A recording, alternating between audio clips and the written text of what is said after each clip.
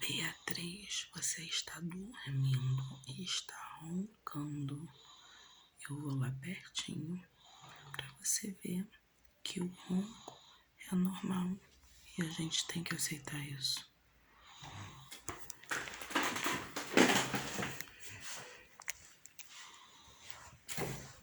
Nossa, querida.